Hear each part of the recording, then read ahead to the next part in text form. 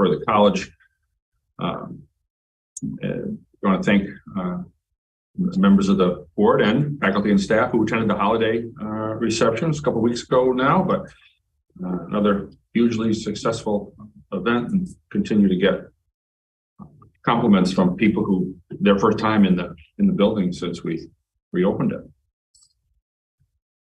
Thank everyone involved in our annual giving of toys, where we deliver, I don't know, 1,000, hundreds and hundreds of toys for Toys for Tots at our annual Giving the Toys event. Always one of the highlights of the year, and great big thank you to the folks who organized that. I've attended a couple of final semester end projects recently. Our microprocessor demos. Those are the people who they create the robots that fight each other, and they try to make creative mechanisms by programming chips. And that's always a fun presentation. I attended a wonderful historic music presentation where the song Frederick Douglass's Goodbye Song, which has maybe never or maybe one other time in history been sung on American soil. It was really quite amazing. I had a wonderful conversation, quite a lengthy conversation with Senator-elect Webb. I want to remind everybody that Leah is an alum, as was Senator Akshar and Libet, and probably others before them, but at least the last three in succession. Our SUNY Broome alum will have another great supporter in Albany in that way, along with Donna and Joe. So I'm looking forward to working closely with her. And in past years, we've done a lot of work with Leah. She did a good amount of our DEI training here before Carol came on board. Had a wonderful call with our new chancellor. He's the one doing the calling, reaching out to all 64 presidents. What a wonderful conversation I had, with him, and couldn't imagine a more supportive chancellor for everything we have going on, old and new. Really encouraging. Again, probably 20 minutes with Chancellor King. Really encouraged by it. Enrollment for spring continues to be up. We'll see, with the applications and inquiries up as well, noticeably. Hopefully we might start the semester up. That would be the first in, 4 or 5 years that we would start any semester actually up. Certainly not in the last 3. But it's very encouraging at the moment. We have our nurse pinning ceremony this evening for our evening weekend program. Always look forward to our health science pinning ceremonies. It's great to see the excitement on the graduates. And our evening weekend program, of course, are folks who are working full time or raising families full time, or whatever they're doing when they choose the evening weekend program. And always exciting to be a part of that event. We're going to have a huge event here in January, Spark. Some of you might recall a few years ago, you were on the board a couple of years before COVID, and we had almost 2,000 middle schoolers here being exposed to different curricula, different programs, different careers that they could follow here in the area. It's an effort between the chamber, the BOCES, all the schools in the area to get our kids excited about the careers they can have right here in our own backyard. It was hugely successful when we did it 3 or 4 years ago, and looking forward to another one after our COVID hiatus. It's another really fun, exciting day to see 2,000 middle schoolers running around campus. Not easy, the logistics. Not easy to get one group of kids off of a school property, let alone every school in the county. Curtailment begins Friday. The college will undertake its annual curtailment from the 23rd until this year, because the technical holiday falls on Monday, so we will reopen on the Tuesday after New Year's. I think that's January 3rd. And it's been a good semester. It's been like waiting to exhale to have a semester like this really pretty much across the board. It's been quite a relief and really exciting to be back relatively to normal, in hopes that will continue. And I want to wish everybody a Merry Christmas, Happy Hanukkah, and great holidays. And that concludes my report. Mr. Past Chair and Madam Vice Chair. Okay. Yeah. So should we continue? Yeah, we can go on to the Council for Operational Issues. I think Brittany's right here. Okay. Hello, everyone. And thank you. I apologize for having you all. Hi. Very nice to see you all in person. It's funny, this is my third year as the chair of COI, but my first in-person board meeting. All the rest have been on Zoom. So nice to see you all in person. I'm Brittany Richardson. I am the staff associate for enrollment management and then also the chair for the Council for Operational Issues. I have a brief report for you all today. This semester, COI received 2 issues via the submit an issue form on the college website. One was in relation to students having some printing issues on campus. This was referred directly to Dr. Kelly and ITS and has since been resolved and worked on so that students have no issues there. The second one we received was in regards to the current campus reservation system. And COI has looked at that and is currently forming a recommendation that will be sent to Executive Council once we come back from curtailment and COI starts meeting again. Throughout the semester, I provided updates to COI on the shared governance restructuring work group progress as I sit on that as one of the chairs. We also provided feedback to College Assembly as requested on items such as FCCC resolutions, civic engagement position on campus, etc. And then lastly, as chair of COI and the rest of the shared governance chairs, we have now taken turns attending the the student assembly meetings, so we can really open the doors with student assembly and have some really good dialogue and conversations. And it's been a pleasure sitting with Elle and her fellow students. So that summarizes what COI has been up to this semester, and that concludes my report. Thank you very much. Any questions? Okay. Academic Affairs, Dr. Kelly. Sure, thanks. So I first have a handout, which is which you've seen before, is the sustainability plan. Thank you. I'm going to talk about a few items on the sustainability plan. Not every single item, it would take quite a while, but we're going to cover a few items this time, and then possibly next time we'll cover. The next time I'm up, we'll cover a few more.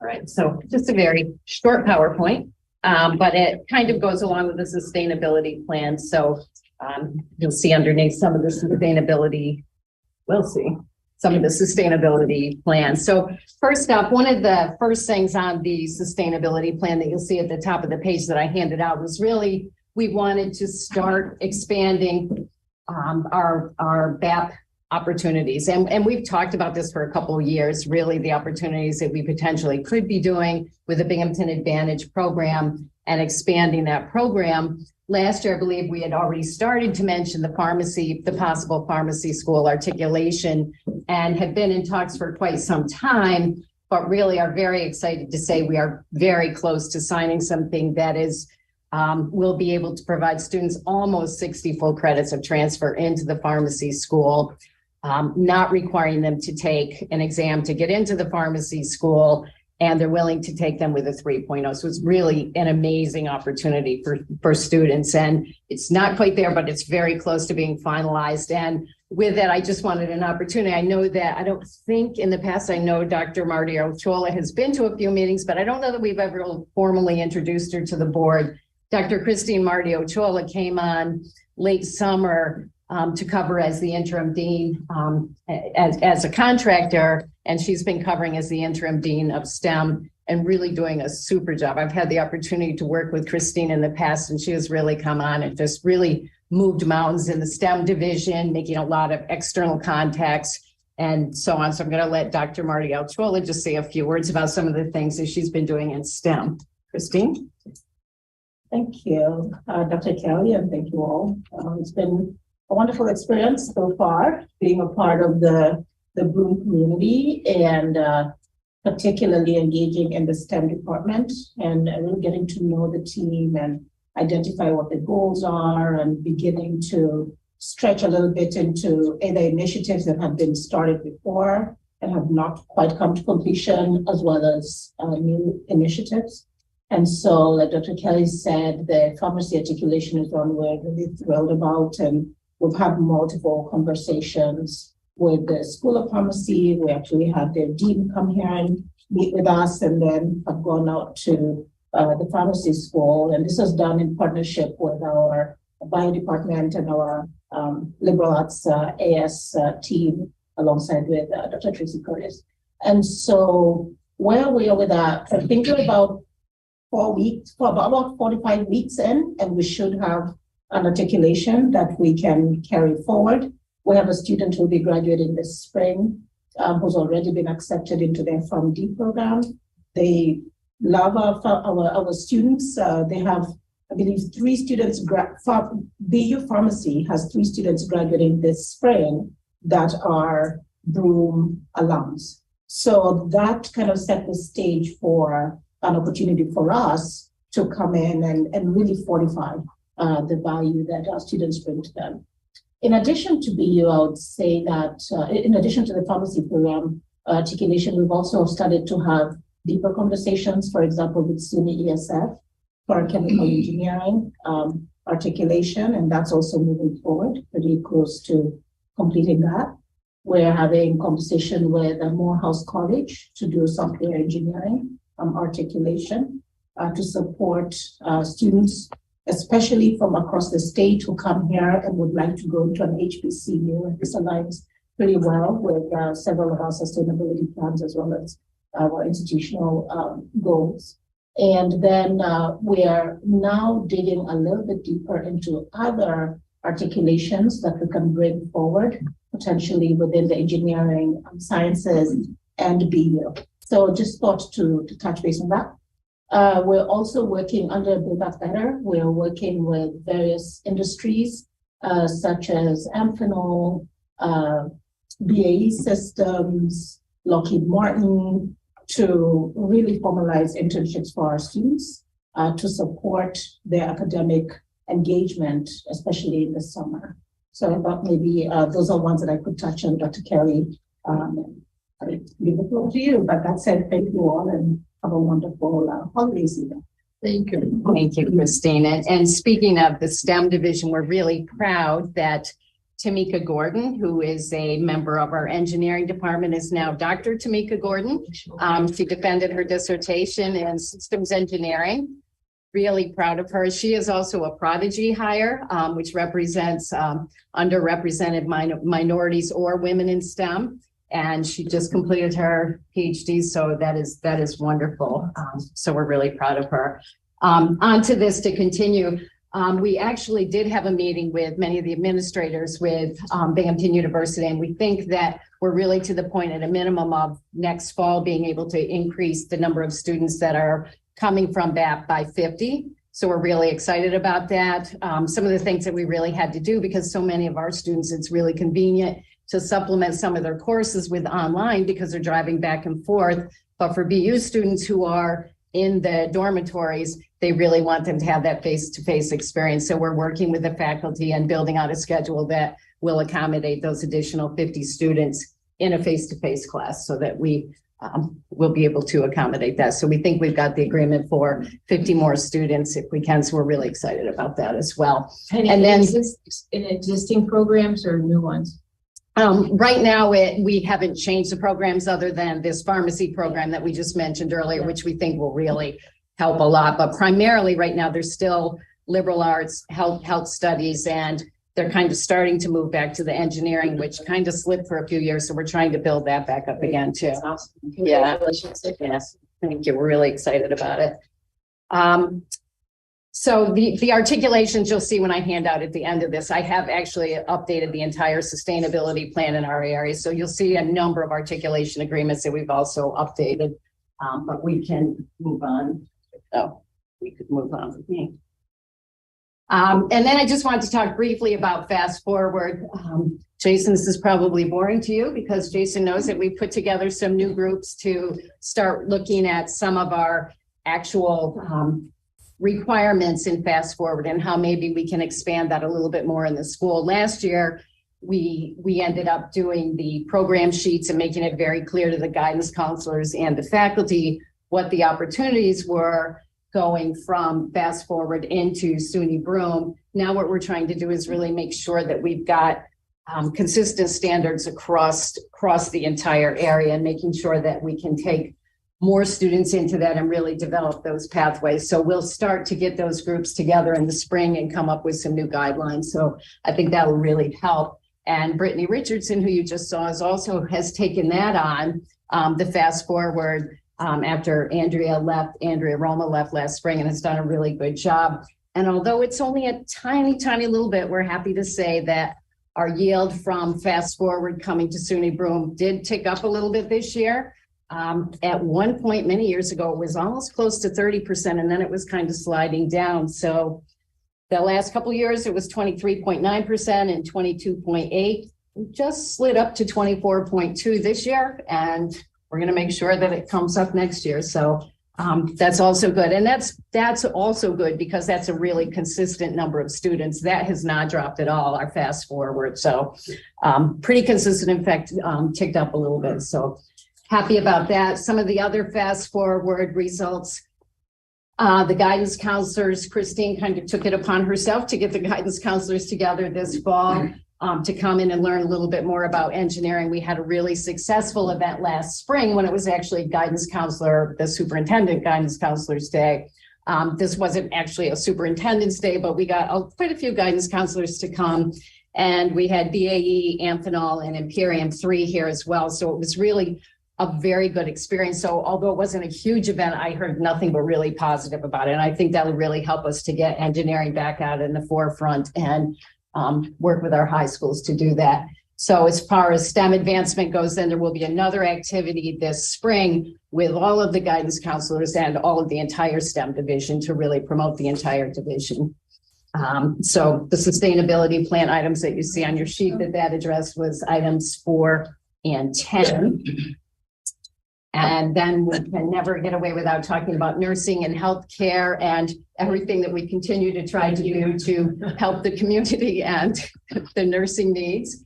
So I've asked Dr. McLean, who took over as the Dean of Health Studies this last fall. She's also the Dean of Institutional Effectiveness in the AVP and has done a super good job with this. So she's going to give us a little update on some of the nursing initiatives. I know, Kathy, you've heard a lot of this, but we want to make sure the rest of the group had an opportunity. So I think we've made amazing progress in health sciences. I'm so proud and lucky to work with amazing faculty. They've worked their tails off this semester.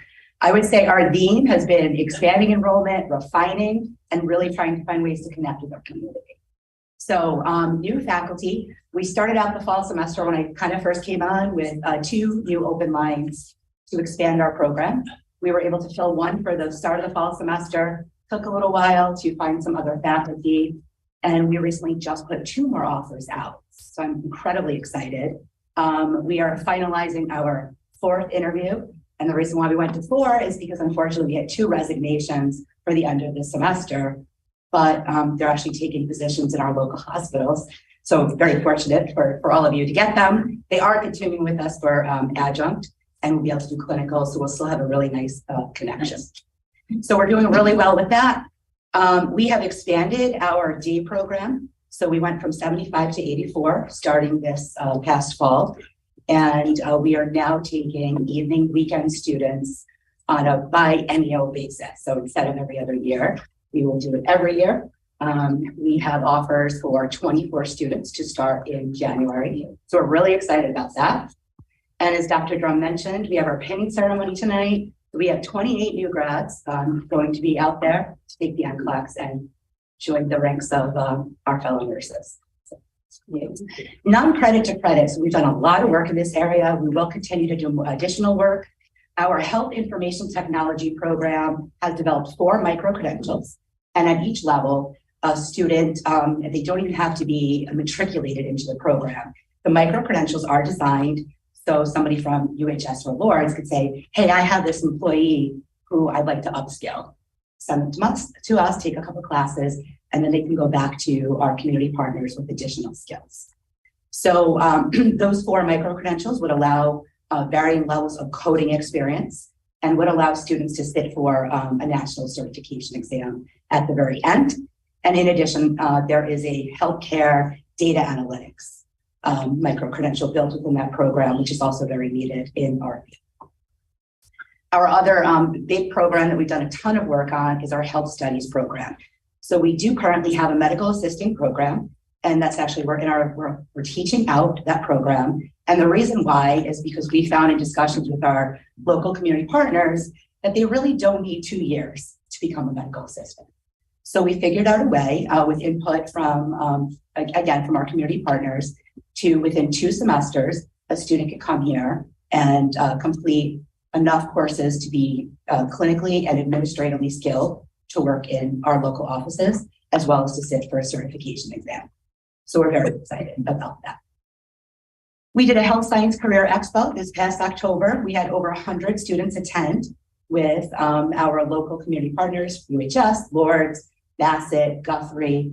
It was a really great event. The employers and students made some nice connections, and we're planning to do that on an annual basis, as well as to do an interview session in the spring semester when they're ready to graduate.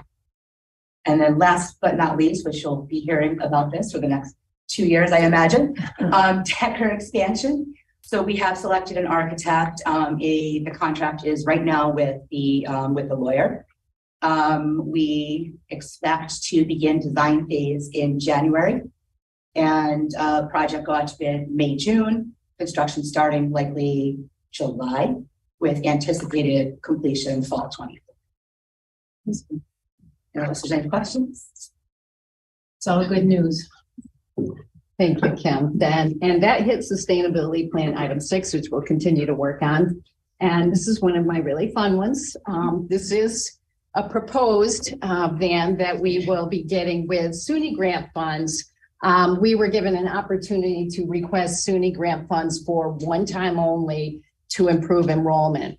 And one of the things that we've been talking a lot about, including with another grant that we're working on, which is the REACH grant, and looking at trying to get into diverse communities and the adult market. So this is kind of our big purchase. We got a few other things which we're excited about as well. But this we think is really very exciting because we had talked for a long time about the need to get into some of the underrepresented and disadvantaged communities. They're not coming to us. We're trying to figure out how to get to them. And this will be equipped with some computers and a space for us to go into those neighborhoods, sit down with the students, explain the programs to them, give them an opportunity to learn about financial aid. And we've connected with the Urban League, and we've also connected with the Community Land Trust. And they're all working with us to help us to make those connections into those communities so that we can reach out, provide some education. Of course, this can be used for a lot of things. So we can also recruit at high schools and a number of other things, as well as some of the opportunity, the fairs and things like that that we attend. And I don't know if it'll look exactly like that, but it's pretty cute. And will be pretty visible out in the community. So we're pretty excited about that. Some other things that we got as well were some software that'll really help us in our workforce and non-credit. But I think this kind of goes along with our need to expand our enrollment, but also help to retain and provide those opportunities for students. And some of the other things that we've seen in this area, particularly when we're talking about student persistence, I think we mentioned probably about a year ago, the change in our advising model really has done some really good work. Larry, who has given us lots of data all the time, we've been tracking our re-registrations for our students that are currently here and re-registering for spring. Last year at this time, and with really not much of anything else changing, 74.5% of our students had re-registered for spring. This year, many things are going on, but we think as a result of the new advising model, 81% of the students have already registered for the spring. So trying to keep them here, trying to not let them go, because once they go during the holidays, it's very hard to get them back and get registered. So a lot of really good efforts that are taking place. And I'll pass out, as soon as I'm finished, I'll pass out the sustainability report. There's many other items that we reported on this month, but like I said, I don't want to take up the whole meeting, but we're pretty proud of this. And I'm really proud of the team that's here. I mean, this is many of the academic leadership team members that are here, Kim and Christine in particular, who reported today, but Dr. Anderson is the Dean of Liberal Arts, Chef Stamets at the CEC, Larry Allen, who shares his time with finance and institutional effectiveness, and Connell Larkin, who's our director of IT, and we already mentioned Brittany. And the other people that are here are pretty amazing too, because we work with all of them and they're all very good. And I, you know, it's been a really good semester, and some of these initiatives are really tough and really challenging. You talk about credit for prior learning and shortened semesters and pathways. The faculty are moving, and I'm really pleased with that. So the faculty have really gone above and beyond this semester and are on board and are really making some of these things happen, because we can't do it without the faculty, and they've done really a good job. So it's been a great semester, and thank you for the opportunity to present today. Thank you. I think everyone gets a big round. It was a great report. Awesome. Thank you very much. It's a great report, and we're seeing the fruits of it, right? It's I'll just pass around these updates. Thanks, Elle. Thank you. So now I think the other action items, or if you want to start back up there, we can call the meeting to order now that it's the late ones. Margaret and Kim, you're finally here. And so I think we can call the meeting to order. We have 6. Diana, so we're Three good. on the screen. Yep, +3 on the screen. The 6 in the room. Yep. All right, so we'll call the meeting to order. We'll start with the approval of the minutes, the October 15th, 2022 minutes you have. Are there any revisions, questions, or concerns? Hearing none, a motion? So moved. Thank you. Jason? Second. Jim, thank you. Oh, thanks, Jim. We got a first and second. All in favor, aye? Aye. Aye. Opposed? Thank you. Madam Chair of FNF? We had our meeting and, what was complete. Long list. Yeah. Pardon? Long list. It wasn't a really long meeting, but it was a long list because we did, everything was unanimous, wasn't it? Yes, yeah. Did, do we need, We need a motion to approve the minutes, right? And then. I didn't know that that part move falls here. Thank you, Margaret. Margaret. Second. For FNF. Thank you, Jim. Any conversation, discussion? All in favor, aye? Aye. Aye. Anybody abstain? All right, the preferred agenda items are recommended to us as approved. Any? I always have to remember, do we have to go through each one? No. No. Motion. Okay, we'll just the motion, that's right, it's fine. I'll move it. Thank you, Margaret. Is there a second? Second. Thank you, Jim. Orband. Oops. Yeah. You got one. Yeah. All in favor, aye? Aye. Aye. Opposed? Anyone abstain? All right, moving on to section 4.1.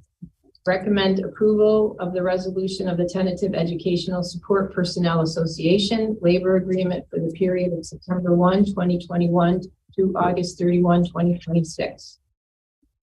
Any discussion? Sorry. Hearing none. Margaret, move second. I'll second it, Anthony. Thank you, Anthony. Any other discussion? All in favor, aye? Aye. Anyone opposed? Anyone abstain? All right, action item 4.2, recommend approval of resolution for the compensation and benefits for non-represented management confidential employees and for non-represented administration employees for the period September 1, 2021 through August 31, 2026. So moved. Thank you, Jim. Second. I'll second. Thank you, Jason. Any discussion? All in favor, aye? Aye. Aye. Anyone abstain or anyone opposed? Anyone abstain? All right, motion carried. And those are the action items for today. All right. 5.4, thank you. Student Assembly. Al. Hello. Student Assembly has been meeting every week, Thursdays at 4 p.m. However, next semester we'll be meeting Fridays at 4 p.m. If anyone here would like to join ever, we have an open meeting. Everyone is welcome. We have a full house this semester, which is the first semester that we've had that since COVID. So we have all of our executives and senators. So we were able to get a lot done. There was an activity about every week, and also next week we already have like a full schedule for activities for students and just on campus. Bunch of events planned. We were able to pull up our own committees. For example, the food profile committee, which was responsible for restart in the food pantry last semester, and now moving into the AT building, which is now the Broome closet. So it combines food and closet. And also the activities council, which was planning activities the entire semester. And we also go to the entire semester, we've been going to operational issues council as well as academic issues councils and addressing any kind of student concerns that were brought up to us to those councils. We've been meeting with Dr. Carroll in order to address any other issues that students may have concerning that. And I think that's all for the semester. Next semester, we're just really looking forward to doing a lot more for the students. Good participation. Right, it's great. Thank you very much. Any questions for Al? All right, Al, thank you very much. BCC Foundation report. Yeah. Well, just touch on a few things. The report's in the packet with all the details. Believe it or not, for the month of October, we had a net surplus of approximately $110,000. So that's primarily due to a realized gain of $921,000 in our investment. We did pull some investments out of the market to meet some cash flow. We had to pay the college the bill. So, but that's what happens in a volatile market. When you have to pay your bills, you pull the resources out of the market. So shows a little bit of gain from where we started. So, just wanted to say probably the big news since we met last was our 8th annual 24 Hours of Giving, which was held on Giving Tuesday. And we had a record number of dollars raised. We missed our donor target by 2. Don't think we didn't want to, everybody throw in an extra 25 cents at the end of the day. We had 398 donors and a total of $285,000 raised in the 24-hour periods, with some advanced commitments from some trustees and foundation board members who did some challenge pledging. So it really was just a tremendous day. Our students were also back in force and held bake sale. They made almost $300 in bake sales, and we had our faculty and staff from all over campus baking, donating gift baskets, and we just had a really wonderful day. We got a lot of nice publicity in the community about our Giving Day efforts. We were kind of like the big story, so I thought that was pretty neat. You've all received the fall edition of Broome magazine, and although it was a little bit late and we had some printing problems, I think you'll agree with me that it was a really beautiful edition. And the cover story with Peter Belize, one of our first graduates from the class of 1949. We got a lot of feedback from a lot of people who knew him or after reading the story, it resonated with their own alumni story and just really feel good. If you read the article, is this being live casted on YouTube? Mm-hmm. Okay, well, I might be spoiling a surprise, but I'm going to tell you anyways because it's good enough. So one of the things that when we interviewed Mr. Belize was 15 minutes before he was to play in his first ever college basketball game, he was cut by then Coach Dick Baldwin because a veteran had surfaced who veterans got priority to play the basketball and other athletics. So he shared with us that that was a lifetime regret of his. And so we have a very special event planned in January where he is going to be coming to a basketball game. His daughter's going to bring him, and we have very special recognition for him. So without spoiling the surprise, it's going to be held on Sunday, January 22nd, and it's at 2:45. We'll make sure you all get invited. And we do have some friends in the media that'll probably show up, and we're gonna fulfill somebody's lifetime dream. So we hope y'all join us for that. We also were planning the dedication of the baseball field at alumni reunion. And as the trustees had voted, we have to meet our 6-month point. We're going to be naming that in memory of Edwin Daub, and his family will be traveling here. And our goal is to get as many of the student athletes who played under Coach Daub. He coached a lot of different sports here in his 59-year career with SUNY Broome. So it's going to be a really wonderful alumni reunion weekend.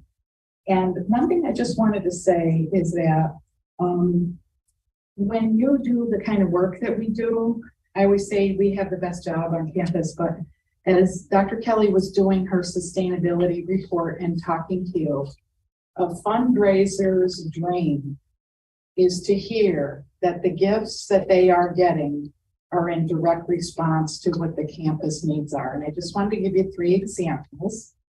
The first one, because we're introducing Dr. Maria Chola this evening to many of you, 5 minutes into her job here, time here, we had met with Lockheed, and they were changing how they were going to be providing their philanthropic support to communities. And so they were sharing a new formula and some priority areas. And I happened to go over and introduce myself to Dr. Maria Chola and tell her about the opportunity. And I think I want to say within 24 to 48 hours, she had a proposal on my desk for an opportunity which was funded by Lockheed, and we're very excited.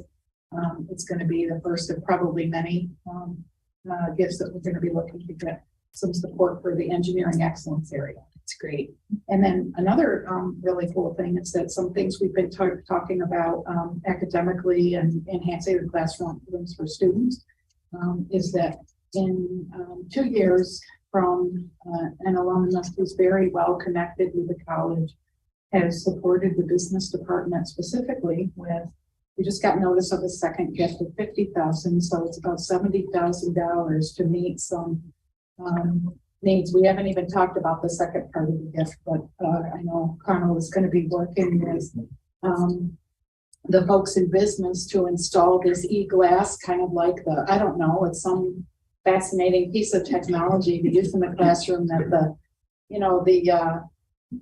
network news people who are doing all the demonstrations and all the stuff, and I guess it does quite a bit. So we're looking forward to having that installed in January, and it'll be a great opportunity for our students. And the third one is the cool van. We didn't have anything to do with the van, but the area where we did was in working with a retired staff member from campus who wanted to make a difference in a particular area, and it had to do with financial wellness for students. So many of us sit on these task force and committees about how we can improve student financial health, and also how we can partner with the rest of campus in the enrollment management, the enrollment outreach, all of it.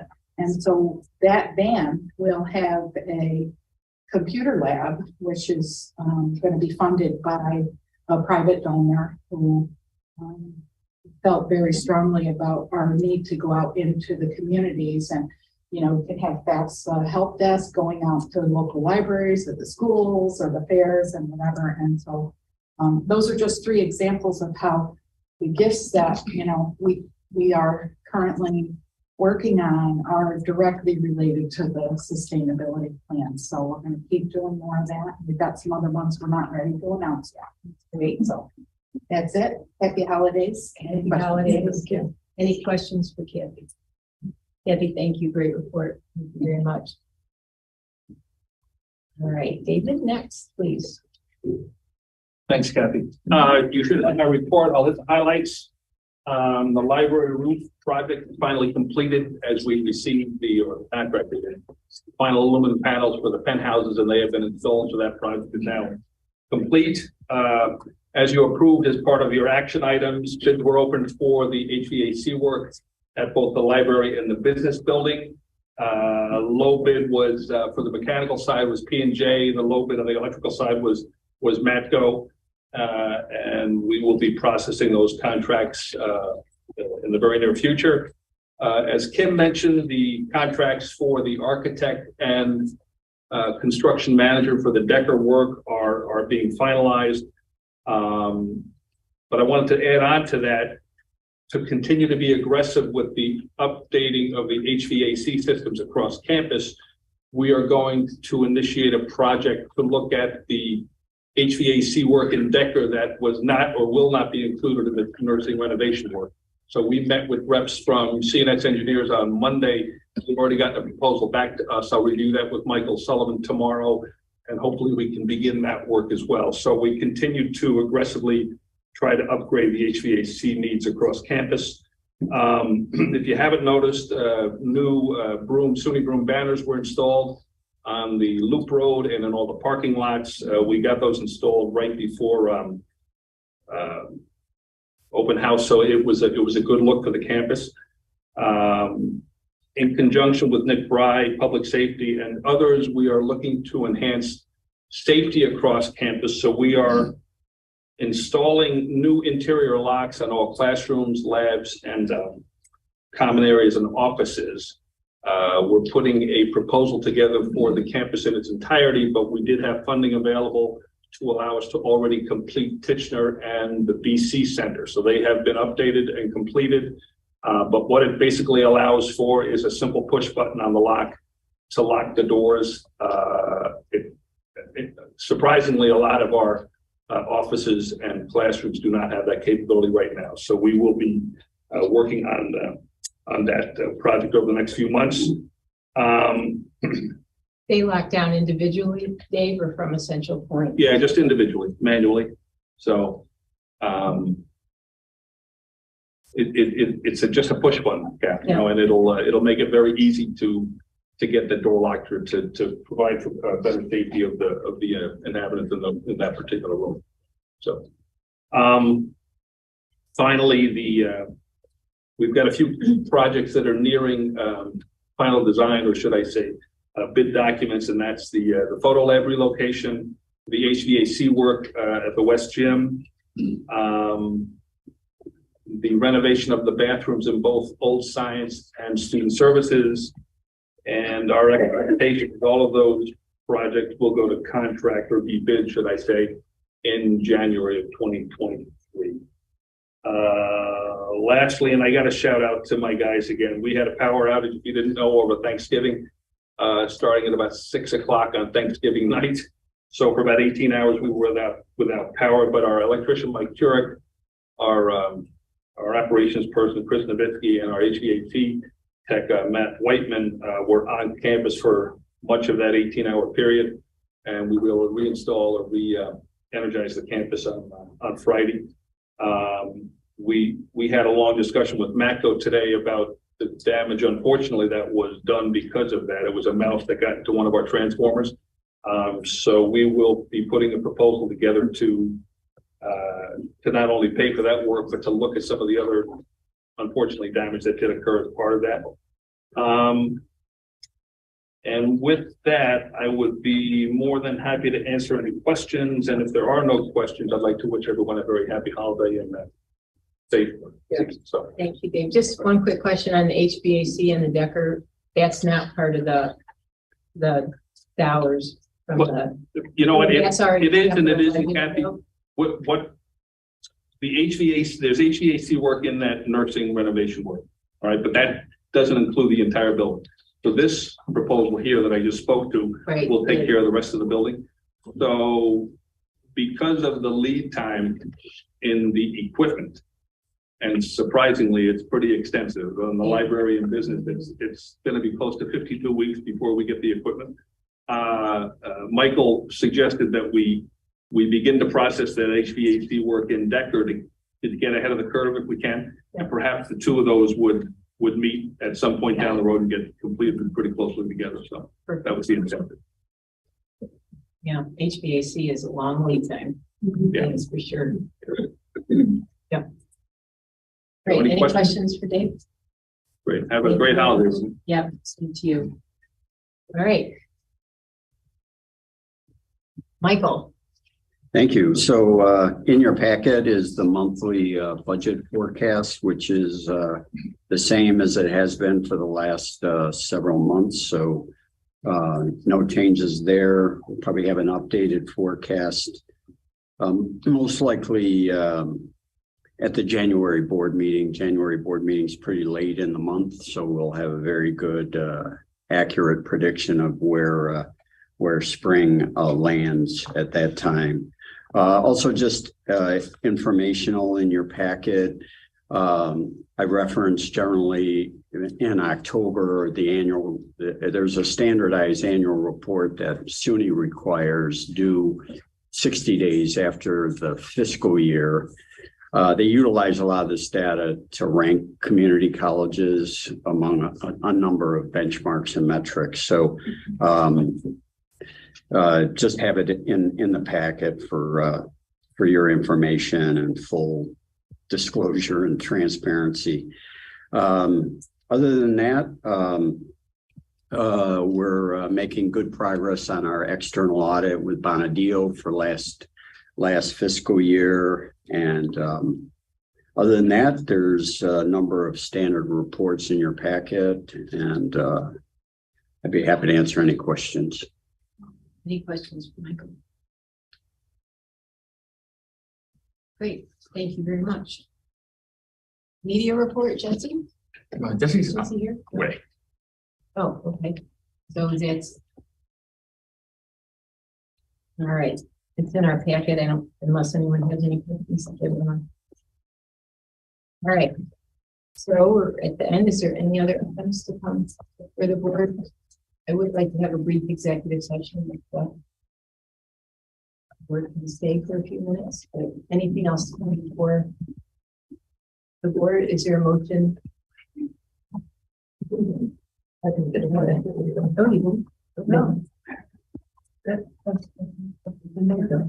yeah. I think I'll make a motion for it. Yeah, a motion. Yeah. Yeah, we're just dealing with the paper. Yes, please.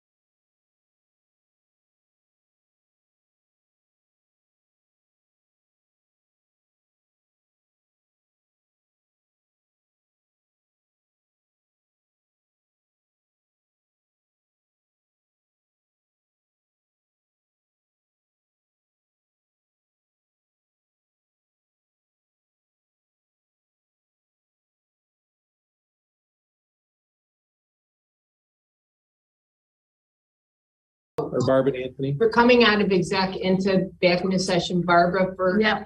Anthony second. Okay. Adjourning the meeting, Jason first, Barb second. Okay. We are adjourned. All right. Merry Christmas, Happy Merry Hanukkah, Christmas. Merry Christmas. Everybody. all holidays. Safe and healthy.